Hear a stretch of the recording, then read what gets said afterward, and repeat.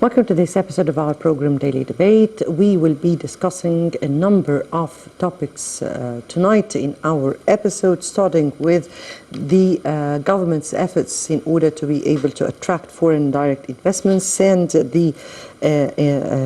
attracting foreign investment is central to the development strategy of Egypt, particularly in the recent years. Inward foreign direct investments surged in several waves, pushed among reasons by the ambitious reform or economic reform program. The government continued to make progress on economic reform, and while many challenges remain, Egypt's investment climate is improving. Egypt has been maintaining since 2018 its position as the largest FDI, or the foreign direct investment recipient of foreign investments in Africa. Egypt is a party of more than 100 bilateral investment treaties, including the United States. It is a member of the World Trade Organization, the African Continental Free Trade Agreement, and the Greater Arab Free Trade Area. In many sectors, or among the efforts that are made, that in many sectors there is no legal difference between the foreign and the domestic investors. Special requirements exist for foreign investors in certain sectors, such as upstream oil and gas, as well as real estate, where joint ventures are required. This is part or one of the topics that we will be discussing tonight in our show. But before even starting with our discussion, let me take the top stories of the day, because we have very important top stories for the day. And the first is President Dr Fakhry El Feqy received on Thursday South Sudan's presidential advisor on security affairs, Dr Manim. The meeting was attended by the head of the General Intelligence, General Abbas Kamel, the South Sudan's Minister of East African Affairs, South Sudan's Minister of Higher Education, and South Sudan's Minister of Peace Building. Presidential spokesman Ambassador Bassam Radi said that Dr handed President Sisi a message from President of South Sudan, Salva Kiir, including a review of developments in the political situation and the current position on the peace process in South Sudan, in addition to some issues of bilateral relations. On his part, President Sisi welcomed the honorable guest, requesting to convey his greetings to his counterpart, President Salva Kiir, and affirming Egypt's keenness to consolidate the pillars of security and stability in South Sudan as a decisive factor and a fundamental pillar that ensures the achievement and sustainability of success and opens up prospects for cooperation to achieve development. President Sisi also affirmed Egypt's determination to strengthen bilateral cooperation in order to transfer the Egyptian experience in drawing up an integrated development strategy for South Sudan, especially in the sectors of urban planning, infrastructure, roads and access, and transportation, as well as developing the existing cooperation between the two countries in the fields of training, human cadres, education, agriculture, irrigation, water stations, and other sectors. Ambassador Radi added that Goodluck expressed his country's great appreciation for Egypt, its people and its leader, praising the continuous development in the course of bilateral relations between the two brotherly countries in various fields. He affirmed his country's aspiration to benefit from the leading Egyptian expertise in the field of construction, with the aim of meeting the ambitions of the South Sudanese people in a better future. The meeting also witnessed an exchange of views on the developments of a number of regional issues of common interest, including the disputed Ethiopian dam. And moving on to our next top story of the day, and during a cabinet meeting in the new city of Al Ain, headed by Dr. Mustafa Madbouli, the Prime Minister, Minister of Planning and Economic Development, Dr. Hala Said, both reviewed indicators of the performance of the Egyptian economy during the fiscal year 2021-2022, as well as indicators of economic performance for the last quarter of the year. At the beginning of the presentation, the Minister of Planning and Economic Development, Dr. Fakhry El Feqy, referred to the developments in the global growth rate, explaining that after an initial recovery in the indicators of the global economy during the year 2021, the risks associated with global political and economic developments began to reflect negatively on growth indicators during the second quarter of 2022, especially with the implementation of economic tightening measures to counter inflationary pressures, as well as the slowdown in the economic activity in China and Russia. The Minister added that the International Monetary Fund has reduced its forecast for global economic growth in 2022 to 3.2% by 0.4% compared to previous estimates in April. She also mentioned that the global inflation rate continues to rise in many countries of the world and has been raised global inflation expectations due to record increases in food and energy prices, as well as supply and demand imbalances related to the coronavirus crisis. Dr. Fakhry El Feqy added that the average global inflation rate is expected to record 8.3% during 2022, to record 6.6% in advanced economies and 9.5% in developing economies, while estimates indicate a return to inflation rates before the corona pandemic during 2024, and that in the event that the crises causing high inflation, such as the escalation of the Russian-Ukraine crisis and its negative repercussions on supply chains, energy prices and food commodities do not escalate.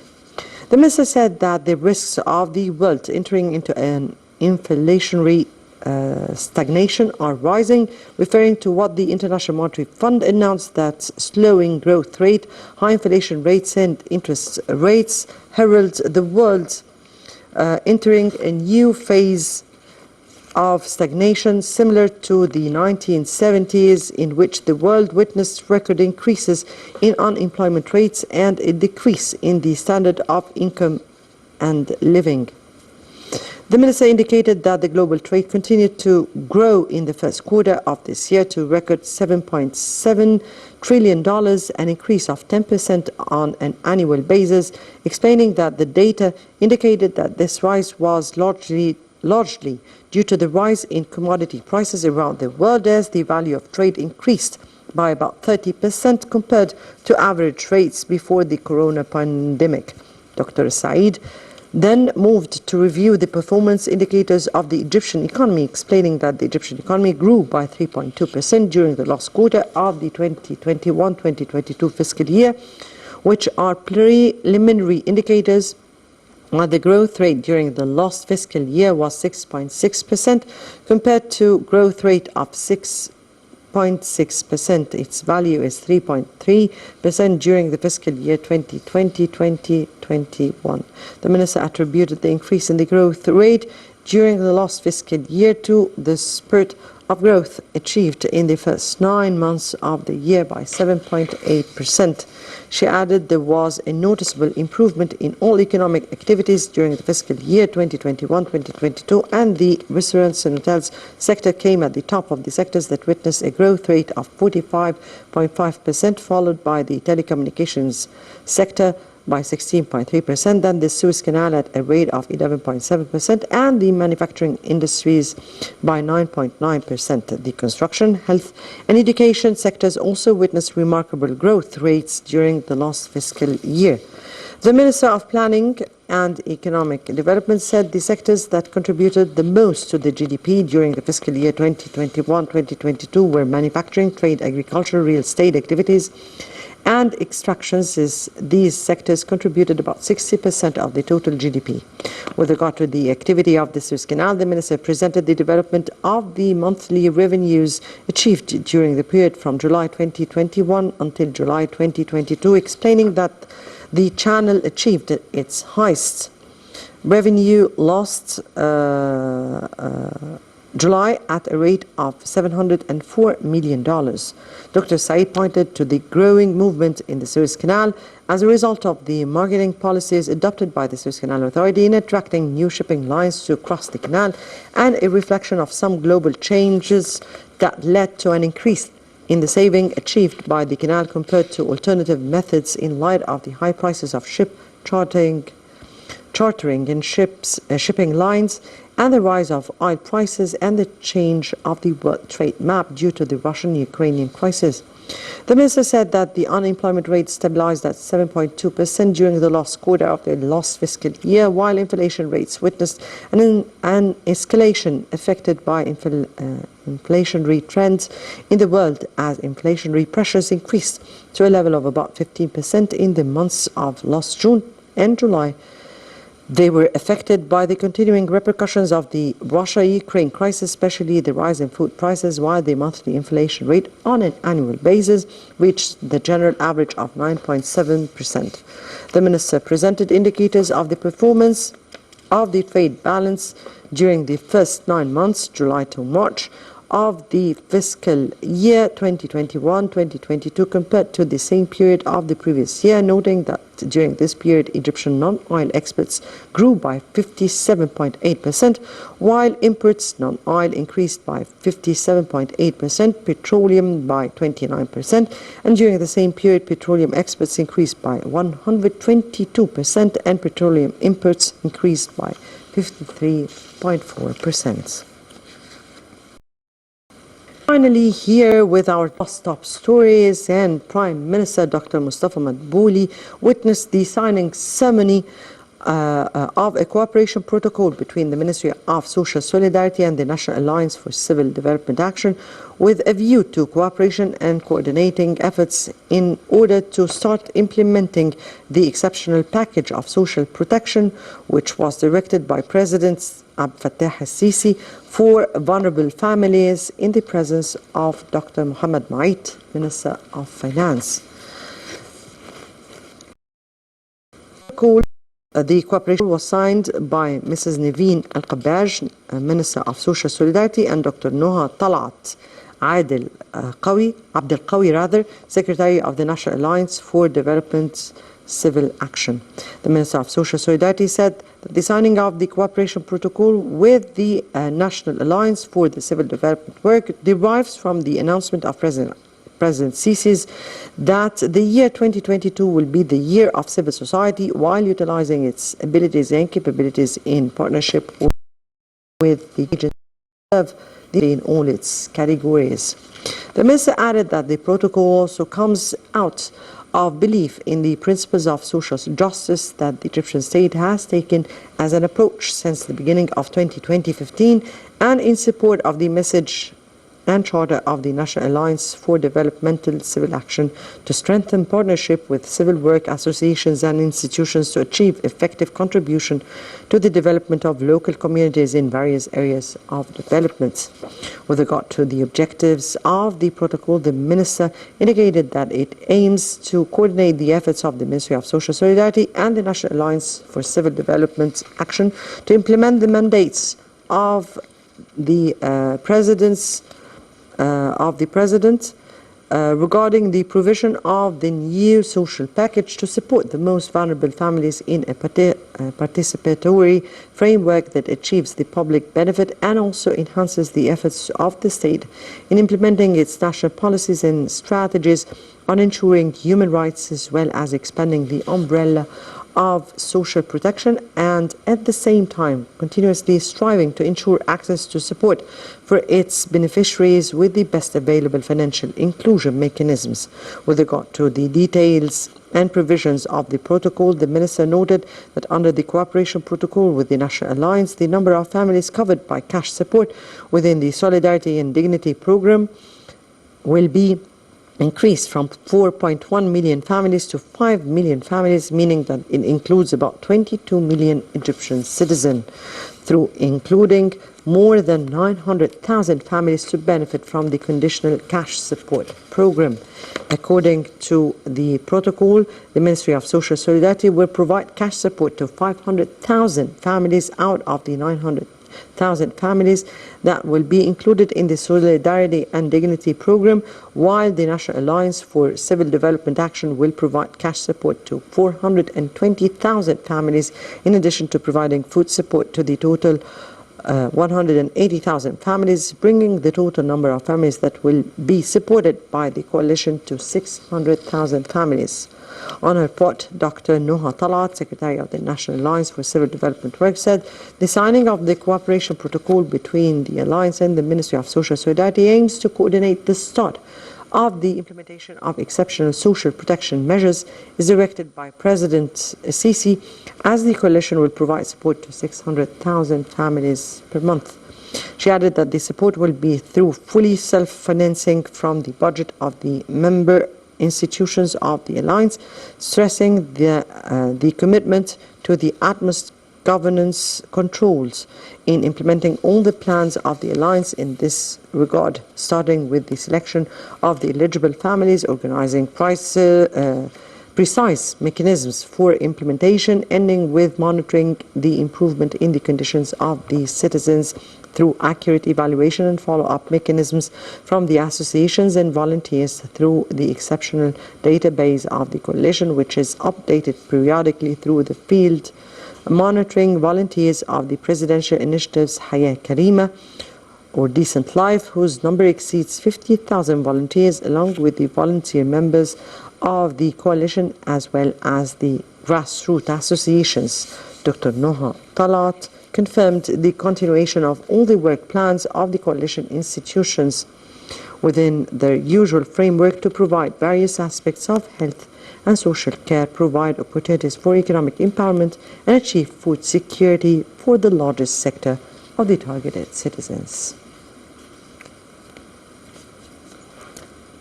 All these are topics to be discussed, or we will be shedding light on the important points of those topics during our episode tonight. Before we delve into our discussion, let's first have a quick look on this report. In Egypt, in talks with the international companies to produce green hydrogen. Let's watch. Minister of Electricity Mohammed Shakir said that his ministry is cooperating with international companies to start discussions and studies to produce green hydrogen in Egypt as an initial step to expand the industry and export the fuel. Shakir emphasized the electricity sector's keenness for renewable energy, pointing to an ambitious plan aiming to increase production capacity to 10,000 megawatts in 2023. The minister's comments came during his meeting with Tajuddin Saif, board chairman of the United Arab Emirates company KK Power International, where they discussed means to boost cooperation between the company and the Egyptian electricity and renewable energy sector. They also looked at increasing investment opportunities in Egypt in the field of electricity, new and renewable energy, green hydrogen, and green ammonia. In his statement, Shakir lauded the deep bonds between Egypt and the United Arab Emirates, in addition to the strategic ties between both countries. He also praised Egypt's cooperation with United Arab Emirates companies, saying that the UAE is a trusted partner with huge expertise in electricity projects. He said that the electricity sector has benefited from unprecedented support from Egypt's political leadership, which prioritizes electric energy as a cornerstone for economic and social development. He pointed out that providing for the local market is a major challenge for Egypt. He said that several measures have been taken to encourage private sector participation in new energy projects, that these measures have led investors to trust in the Egyptian electricity and renewable energy sector. He asserted that Egypt has exerted efforts to become a hub for clean energy in Africa, saying that Egypt is keen on supporting the efforts of African states in the field of clean energy. Right. Welcome back, and that is what we are trying to do today. We are trying to focus on the indicators, or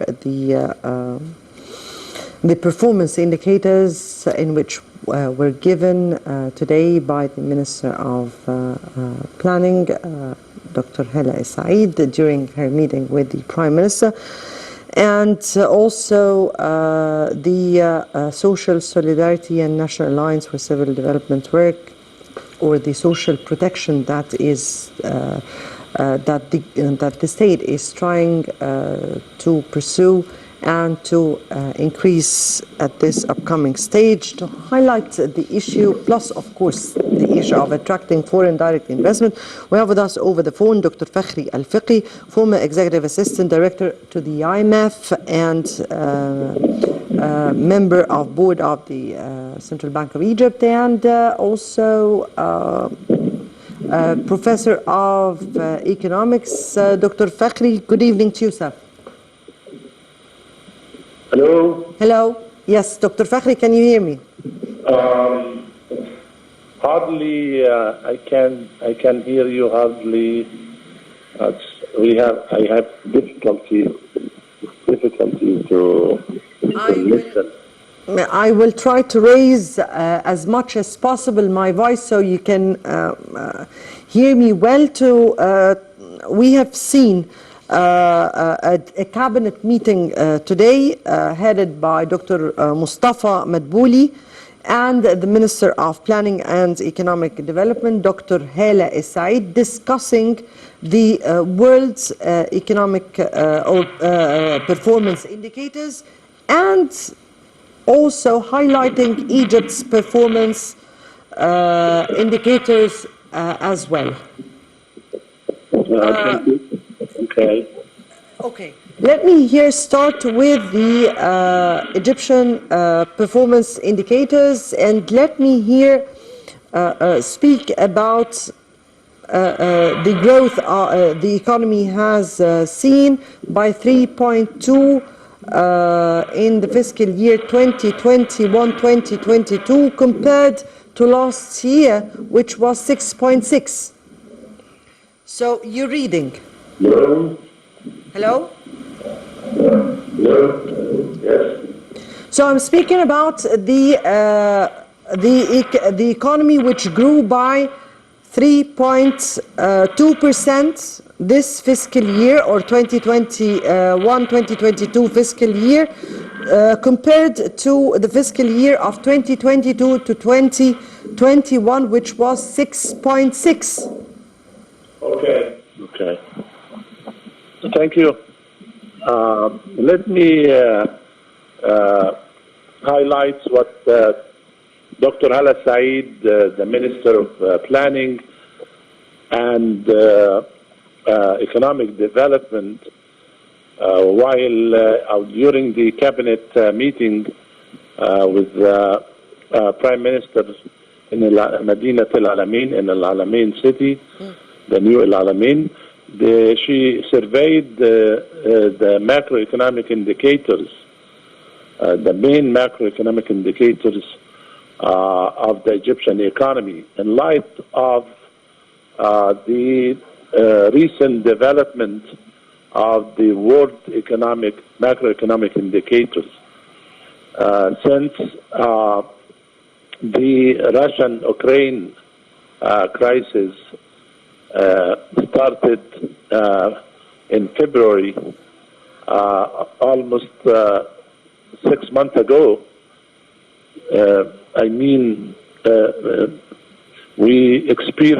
The world experienced a high rate of inflation, especially in the energy and the food items, and also affected many of those developing and emerging countries, including Egypt.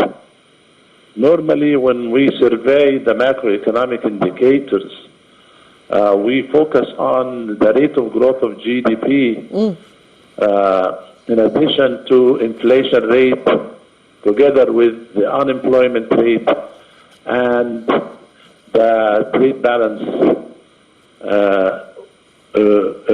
as a major part of the balance of payment. If we talk about the rate of growth of GDP in Egypt in the fiscal year 21-22, the performance was, the Egyptian economy performance was excellent till the last 9 months. Before the February. 3/4 of the fiscal year, with the inflation, the GDP in a decent economic rate of growth for the whole fiscal year 21-22 up to 6.6%, which is doubled the rate of growth a year before. Yes. Even this fiscal year 21-22 affected badly in the last quarter because of the Russian-Ukraine crisis. When we talk about inflation rate in Egypt, inflation rate of Egypt increased in the in the second half of the last fiscal year, 21-22, because of the recovery from COVID-19 and the start of the crisis, Ukraine-Russian crisis, that makes the inflation rate, like other countries, all in the whole world, inflation rate increased rapidly, especially in the second half of the year. If we talk about average inflation rate for the whole year, 21-22, it's almost 9.7%. However, inflation rate in the last 2 months was hovering around 15%. This is a high rate of inflation. Dr. Hala Saeed also highlighted the unemployment rate. Fortunately, because of the mega project and a lot of investment on those infrastructure projects, unemployment rate was stable at 7.2%, and that's decent and low in unemployment rate. When we talk about the performance of the different economic sectors, which contributed 60% of the GDP, mainly the industry and especially the manufacturing industry. Also, communication sector contributed highly in the calculation of GDP, besides construction and together with other sectors like education and the healthcare sector. When we talk about the trade balance in Egypt, achieved, for the fiscal year 21-22, the non-oil export achieved, grew faster than or double than the rate of increase of non-oil import. When you talk about oil export compared to oil import, also the export of oil, including natural gas, was almost double the increase in our oil imports. So, all in all, the Egyptian economy, macroeconomic indicators for the whole year, fiscal year 21-22, was doing better than a year before. However, the performance was affected in the last half year, 6 months of the fiscal year, because of inflation, caused by recovery from COVID-19, together with the crisis of Ukraine and Russia. So, anyway, we hope that this world economic crisis to be, and the complications and the implication of this global economic crisis affected all developed and developing countries and emerging countries. The thing is, for Egypt, Egypt is doing its best to try to find a way to go out of this dilemma because of the current crisis in Ukraine and Russia, and also the increase in interest rate worldwide, because most of the central banks, major central banks, they increased their interest rates, the cost of borrowing. So we have, a mix of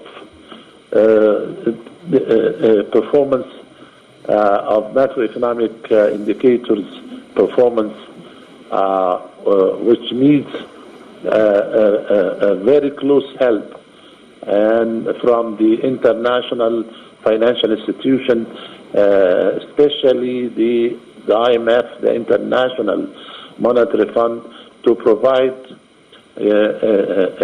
all countries, all member countries, especially those developing and emerging economies, in with the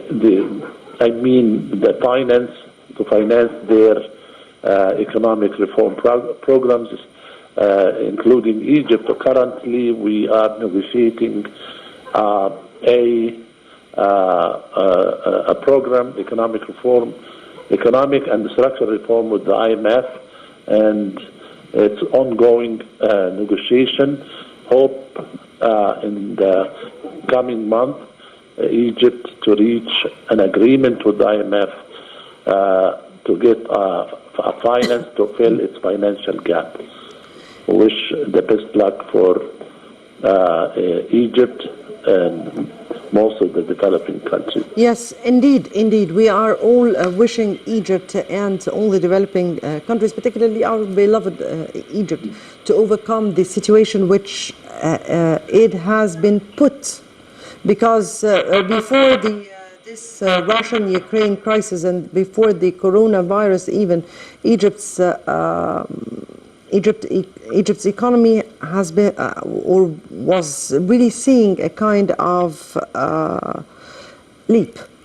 If we return back to what you were speaking about, and indeed, yes, sir, you spoke about the most important sectors that contributed to the GDP, and you spoke about the unemployment rates, which are all indicators, plus, of course, the trade balance, and all these are the main indicators to the Egyptian economy. From your point of view, is Egypt, or can we say that Egypt can be on the right track, or at least can overcome the hurdles existing those days? How far are we on the right move towards a safe haven from the indicators that we have seen? I couldn't hear you well. Again, how far is Egypt on the right move towards overcoming the situation the whole world is in right now? Currently, Egypt is, suffering from a shortage in the foreign exchange, dollar and the euro. In particular, the dollar. So in this case, this is because of the Russian-Ukraine crisis affected Egypt because in the area of energy prices and wheat, the price doubled compared to what was before. Also, the hot money left Egypt a huge, say, exit by the Yes. mutual funds, foreign funds, investment funds. Therefore, this shortage Yes. of exchange rate, we try to, to streamline the exchange rate of the Egyptian pound with respect or vis-a-vis the dollar and the other foreign currencies. Currently, as I mentioned, we started to negotiate to finance an economic reform program. The program now is almost completed, and we have some issues with the IMF Yes. to settle down those issues related to is it better to liberalize fully the exchange of the different pounds with respect to the dollar, or to have a gradual liberalization of the Egyptian Yes. of the dollar with respect to the Egyptian pound. Yes, Dr. Fakhry. Yes. Here, I have to say, yes, we have lots of steps that are to be taken in this upcoming stage. But in what word, are we on the right move? Hello? Hello, Dr. Fakhry.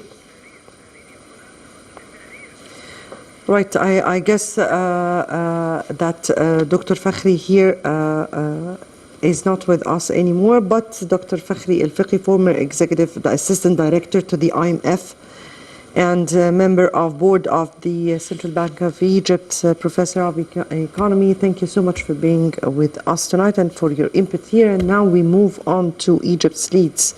Arab states in generating solar and wind power set to raise capacity to 6.8 gigawatts by 2024. Let's watch.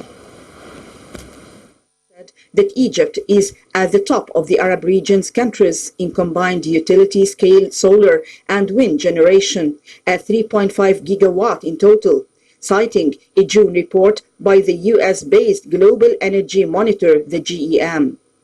Egypt plans to add an extra 3.3 gigawatt of utility-scale wind and solar power projects, raising combined capacity to 6.8 gigawatt by the year 2024. Egypt is also at the top of the region's countries in terms of wind power alone, with its wind farms generating 1.6 gigawatt of electricity. The United Arab Emirates comes second among Arab states in terms of current operating utility-scale wind and solar at 2.6 gigawatt, followed by Morocco and Jordan at 1.9 gigawatt and 1.7 gigawatt respectively. Since 2014, the Egyptian government has been working to expand renewable energy sources to ensure energy security and has partnered with development banks to attract private investments in the renewable energy sector. Under its Integrated Sustainable Energy Strategy, the ISES, Egypt aims to increase the supply of electricity generated from renewable sources to 42% by the year 2035. Egypt has implemented multiple renewable energy projects over the past decade, including the Bimban Solar Park in Upper Egypt's Aswan. Being the largest in Africa and one of the largest worldwide, Bimban Solar Park houses more than 32 solar energy projects from photovoltaic cells, with a total capacity of about 1,465 megawatts. The new administrative capital, NAC, is also set to launch an international tender to install photovoltaic solar cell on the rooftops of some of its residential buildings to generate electricity with an estimated capacity of 130 megawatts. The NAC said in July that the project will be among the largest rooftop photovoltaic projects globally, and that it plans to start implementing the project in 2022 and deliver it sometime in 2023. The Cabinet Media Center said in February that in 2021, Egypt's 32 solar power plants produced about 4,500 gigawatt hours. Egypt was also one of the first countries in the Arab world that put wind farms into operation in 2000. President Dr Fakhry El Feqy said in a press conference with German Chancellor Olaf Scholz in Berlin that Egypt aims to transform itself into a hub for the production and export of clean energy, especially green hydrogen and solar and wind energy. Egypt will reportedly have its first green hydrogen production plant running by November this year with 100 megawatt capacity in the Suez Canal Economic Zone. This coincides with Egypt's hosting of the 2022 United Nations Climate Change Conference, the COP27, in Sharm el-Sheikh city. The deal comes within the framework of an MOU that Egypt signed with Norway's Scatec in March for the construction of Egypt's first ammonia plant at a cost of $5 billion.